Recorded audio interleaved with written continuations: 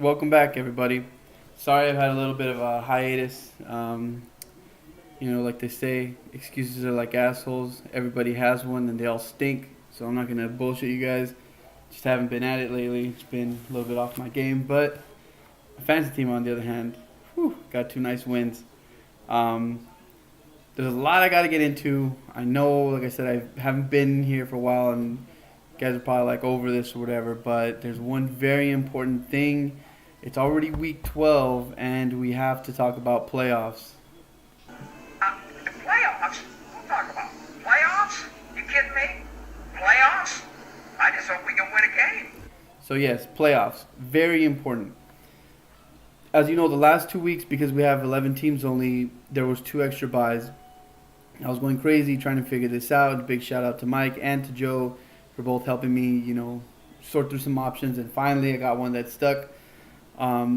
So the last 2 weeks, one of the buys was for Caesar and the other one was for Ray.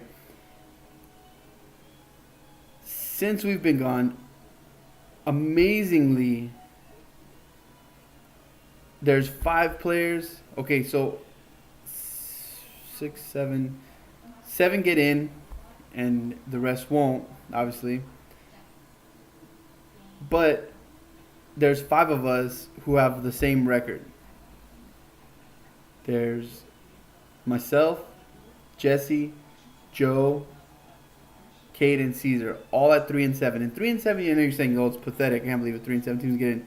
Well, one of us wins out 5-7. 5-7 team. I mean, it's still garbage. But again, 5-7 can get into the playoffs. So because of that, I thought for sure there would have been someone either way ahead or way below that would have been able to take an extra bye, but it's unfair for me to force somebody to take the bye. So what we ultimately came up with, ultimately was decided was this. The top 5 teams, not as far as record goes, not for the weekly score, but the top 5, I'm going to take the average of those scores and play it against the bye. So I know you'll see in the schedule that Caesar's playing. Well, he didn't like that. He had a problem with it, and he was trying to, talk his way out of the league. So I'm going to take the bye that week. I'm going to play the average. So again, what that means is I'm going to take the scores of Jason, who's currently in first place at 8-2, Omar, Dave, and Ray, who are all right behind him at 7-3, and Mike, who's at 6-4. So those 5 scores add them all up, divide them by 5. That's how you get an average, just in case you don't know. That's how I'm going to do it. So there's no cheating. There's no nothing. You guys can do it yourself at home or whatever. If there's any discrepancies coming, we'll talk about them. I'm going to take that average, and I have to beat that average. My score has to be higher than whatever the average of their score is. Again, I'm doing it against the top 5 teams for consistency reasons. Because, any given week, last week Caesar put up like 124 points, yet he only has 3 wins. So, you don't want to get, I know it's me, but next week it's not me. I didn't do this to favor myself. You don't want to get, some fluke person scoring 130 points or 2-3 people getting 130 points and the average is 130. That's not really how it is. So you take the top 5 best teams because that's consistency right there. 7 wins, consistency. 8 wins, consistency. 6 wins, that's good. Good enough, Mike. And that's how I'm going to do it. That's how it's going to be determined. So the first week is me. Second week is Ray. If Ray doesn't want it and there's anyone who's interested in taking an extra bye and playing against the average, not saying you're not going to play. You're going to play against the average. So this will affect you. I will keep track of it, and I will add it and change it accordingly. Again, I'm going to have videos explaining everything and how it went, show my process, how everything turned out in the end. Because it's only 2 weeks away. 2 more weeks, and then we get into the playoffs. Round after champion is crowned. That's it. Okay? So I'm going to do a little quick preview for you guys. Again, it's a short video. Quick reminder though, Thanksgiving Thursday. Right now it is 2:49 a.m. I shouldn't still be awake, but I am. There is 3 games on Thursday. 3 of them, okay? So double check your lineups. Double check who you're playing. Make your moves accordingly. 2 weeks away from playoffs. You don't want to mess this up. I'm going to send this video out as soon as it's uploaded. So you may get an early text. I'm sorry. But again, you don't want to mess this up. Especially if you're right there on the verge of either clipping the top seed and getting the first round playoff bye or making it into the playoffs. You don't want to have to lose on something stupid like that. So I'm going to get into it. Like I said, First game of the week, House of Cousins Odell, who's at 7-3. Oh, sorry. The last week I did the video when I was getting ready to do week 8. He said, "I don't give a shit what you do. Just make sure you let everybody know that I beat Jason." Yes, he did beat Jason in week 7, 122-109. And after that, he went on a 3-game losing streak. So, enough of that. He's 7-3 now. Against Hiding Houston, 3-7. So, Cousins has been on fire, even in garbage time. He's had pretty good teams. And Samaje Perine, I picked him up a couple weeks ago and dropped him, used him only for 1 week. But you got so lucky on that pickup because not only did he have a good game, but Chris Thompson, I believe his name is, he went out for the Redskins. He's done for the year. Robert Kelly's done for the year. So now it's all Perine. And Perine's a good player. He just didn't get the opportunities. There's no chance on a team with those two guys who were doing, pretty good for most of the year. So now it's all Perine's, and he has a great matchup too. Freeman is still in concussion protocol, so it's kind of tough to say, how he's going to do or not. As far as Cade's team, Antonio Brown's coming off a 3-touchdown game. It was overdue for something crazy like that.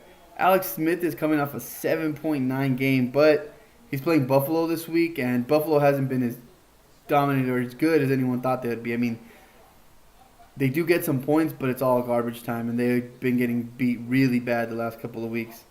Overall, though, looking at overall their teams, I got to go with Omar on this one.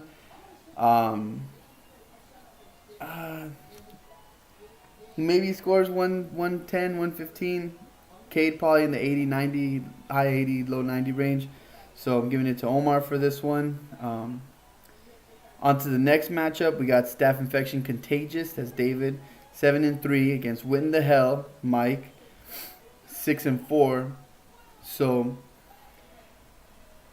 since going to Philadelphia, Jay Ajayi has saved this season. I mean, he's had 2 double-digit games the last 2 weeks. Scored a touchdown in both of them. Pretty good matchup too this week against Chicago. Well, their defense has looked good, but again, they're not. The offense is so bad that I think the defense is going to get tired, and Philly's just been dominating. So I see a good matchup for him there. And Dave lives and dies by the Rams defense. When the Rams put up 20 points and Zerline puts up another 20-something points, he's always been winning. So they have a game against New Orleans. New Orleans has been on an 8-game winning streak since losing the first 2, I think it was. Now they're 8-2. I don't know why. I don't think they're. I guess the proof's in the pudding. They've been winning. They've been good. They've been a good team. They almost lost the last couple of weeks, and they almost lost to Chicago too. So I don't really know if it's just that they've had a good schedule or they're really that good. But again, you play who's in front of you. What can you do about it? So they are 8-2. So I think the Rams have a chance. Not sure though. Again, back to Carson Wentz. I picked him up after week 1, and I dropped him like a jackass. The last 5 weeks last couple of weeks he's at 4, 3, 4, 2, 4, and 2 touchdowns. Every week this guy's putting up double-digit touchdowns. Not double-digit, sorry. At least 2 touchdowns every week. 4 and 3 other weeks too. So you have Dez and you have Julio, Mike. One of them's going to hit. They're both not going to have sorry weeks like that. And this is going to be a pretty good matchup. I mean, I think it's going to be pretty close, relatively close. I think within less than 3 points it'll be decided. I'm going with Mike for the win, though, because he has Tavis Murray. DeMarco Murray against Indy. And Indy's been not a good defense all year. So I think that'll be the difference in this game, and I give it to Mike on that one. Next matchup, you got Brady Goat versus, that's Joe, at 3-7 versus the top dog in the league, the Hungry Hippogriffs, at 8-2. So a little side note, Brady's on the injury report. Is age finally catching up with him? I don't know. But he's been doing pretty damn good lately, just throwing it all over the place. That team's really turned it around the last couple of weeks. So I was just wondering, Joe, do you still want me to reverse that Thielen and Cooper trade? Because Thielen's been on fire lately, and Cooper has had like a decent game, maybe 2, but nothing like Thielen. Thielen's been kicking ass. Ted Ginn Jr.'s also been doing pretty good for you. Alex Collins finally is coming into it, but now you got Danny Woodhead back, so we'll see how that goes for you. As far as Jason, I mean, again, Gurley, Bell, and even though Kareem Hunt hasn't been as productive as he was in the beginning, he's still just, an accident waiting to happen. Someone's going to let him slip by and he's going to have like an 80-yard touchdown or something like that, get 70 yards on one play. Something ridiculous. The kid has skill, there's no doubt about it. There's no denying that. Le'Veon Bell going against the Green Bay Packers. Green Bay Packers just got shut out by the Ravens. Just got made to look fools by the Ravens and Alex Collins. Fortunately, I think he's going to have a really good game against us. And Russell Wilson, he's, I liked him because he was from Wisconsin, University of Wisconsin Badgers. He's fun to watch. I hate the Seahawks. Russell Wilson's a good player. Like I say, he's fun to watch. He puts up good points. He doesn't put up amazing points, but he puts up good, steady points. And who else do we got? Okay, so like I said, Gurley has a tough matchup. Well, again, the Saints defense has been pretty good lately, so it looks like he has a good matchup against them. But P. Ryan just put up a whole bunch of points against them, and, it could be one of those, because no one's seen him on film type of things. But I think Joe's going to put up a good fight, but in the end, I think Jason wins, calling it by 5 points or more, or 5 points more or less. So that's that game. On to the next game. We got... I already did the House of Cousins Odell matchup. So now we got So Good So Newton at 5-5 versus Free Dougie Fresh at 3-7. Another bottom dweller trying to get in. Interesting note: since Adrian Peterson left Minnesota, the number 1 and number 2 running backs, at least as of last week, I'm not sure if it's changed yet, was Alvin Kamara and Mark Ingram. Well, in this game, Matt has Mark Ingram and Jesse has Alvin Kamara. So that's going to be, pretty much canceling each other out because both of them have been getting touches. Both of them have been getting points. And it's just ridiculous. It's ridiculous how much AP was holding them back. Fitzgerald's been really good. He's been consistent. Except for the Rams game, he's had, I think over 10 points in the last 5 games, except for the Rams one. And then Jesse is Melvin Gordon. He's been suspect lately. He hasn't really been putting up points. Hasn't been doing good like he was in the beginning of the season. But again, you got a Dallas defense who's without their star linebacker. Sean Lee's going to be out. Their offense has been so bad. Their defense is getting gassed out there. No left tackle, no Ezekiel Elliott. They could just make up, again, excuses. They're like assholes. So Gordon has real good opportunity in this matchup to bounce back.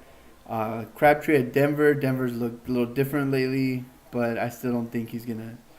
I don't think Crabtree ain't shit. He's mediocre. AJ Green, however, against Cleveland will do good. Kelsey against Buffalo should do good. This one, it's going to be an interesting matchup. ESPN has it to Jesse by about 5 points. I think it'll be about 5 points. Matt's on a 2-win streak. I think he's going to get his 3rd win this week. Again, he has Pittsburgh defense. He has Jarvis Landry, who gets a bunch of garbage points. He has Fitzgerald. I just think his team's going to have a better weekend. Cam Newton against the Jets, too. So, overall, I think he's going to pull out the win. Better week. But I think it's going to be close. I don't think Jesse's going to get blown out. I think it's going to be a close, high-scoring game. Probably about 100 points. 100, 102, 3, about there. So on to the last game of the week.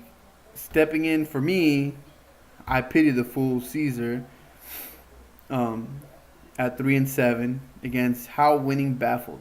How he keeps winning, I was baffled. I told him it amazes me how he keeps winning.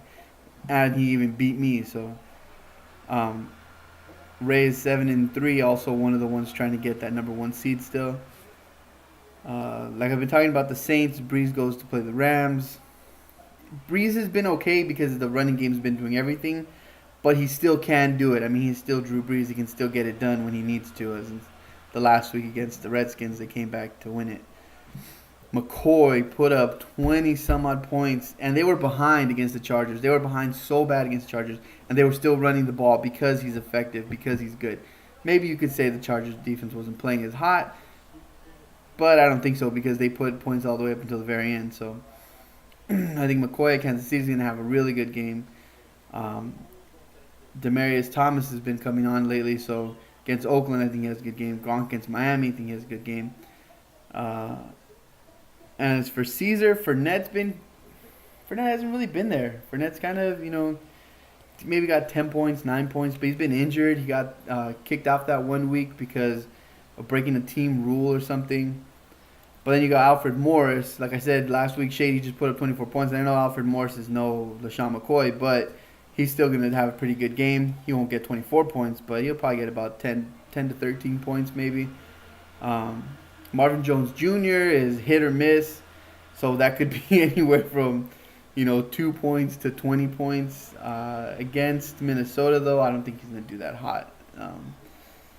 Rashard Matthews had an amazing game, but again, it was probably all garbage time. I don't think he'll do that hot. Greg Olson's finally coming back from injury. See how that goes. I think it's going to be a tough matchup for both teams. I think Morrison and Fournette will have big games, but I think Ray's going to pull out the win in this one. And I don't think this is going to be a high-scoring game. It's probably going to be maybe like 79 to 82 range. I can't see either of the teams putting up a lot of points because they have a lot of hit-or-miss guys on their squad. And then me, I'm playing the average. So I put in, the Red Rifle against Cleveland. I got McCaffrey against the Jets. Latavius Murray, I will kill him if he doesn't do anything this week. Having two running backs on the same team is bullshit because I always start the wrong one. I think once I've gotten it right. Thank you to whoever dropped Dion Lewis. I don't know who dropped him, but I picked him up in the last 2 weeks. Well, he saved me 2 weeks ago and got me the win, and last week he did really well also. And Baltimore's defense, like I said, they destroyed Green Bay last week. We'll see how they do this week against Houston, a struggling Houston team. I got to play the average. So even though it says I'm going to buy, I'm playing the average. Okay, don't forget that. Don't freak out. That's the way it's going to be. Next week, Ray's going to be on the buy, but he's going to be playing the average. So everyone's in this week. Everyone's in next week. That's, again, the fairest, safest way, and it should have been Caesar, so you'll see that there's a league manager change note. If you go online to the website, it'll show you exactly what it is I did. On the app, it just says that I made change to the settings, but that's what I did. Caesar had the buy. He didn't want it. He was pissed off, so I swapped us. Again, Ray said he's cool with it. He doesn't mind. If anyone out there is like dying, I want to have the buy and play the average, let me know. Let him know. We'll see if we swap that out too. Aside from that, I got all the matchups this week. I apologize again for not having been here the last couple of weeks. Again, I'm not going to sit here and try and say it was because of this, because of that. It was just different stuff. But don't forget, there's 3 games in the morning.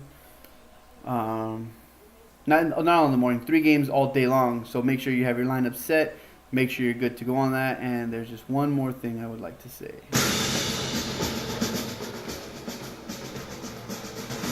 5 of us at 3-7. The number 1 seed for the playoff round still open. Very much so, gentlemen. This is still anyone's league. Anyone can still win the championship this year. There's nobody eliminated yet. So you guys need to dig deep. Do you really want this championship? How bad do you want it? How much does this mean to you? Because to me, it means everything. I'm going to sneak into the playoffs, and I'm going to do my best to take it all the way to the top. I'm not giving up. I'm not done. I'm not down and out. You guys shouldn't quit either, because again, there is a loser's trophy now, and Caesar Weasel is way out of it to not have it so far, but he's going to get it. It is a little golden penis. And not only that, I'm going to have to take a picture with it because I lost the first year we had it. Caesar's going to take a picture with it because he has it. Every year, the loser is going to have to take a picture with the golden penis. Holding it in your hand. I mean, you're not doing anything sexual, you're not doing anything stupid, but you do have to be, has to be seen in the picture. So that's what it goes to being the loser. Alright? Remember, gentlemen, anyone can still win this. The league is still wide open. The door is there. Are you coming in? Catch you guys later.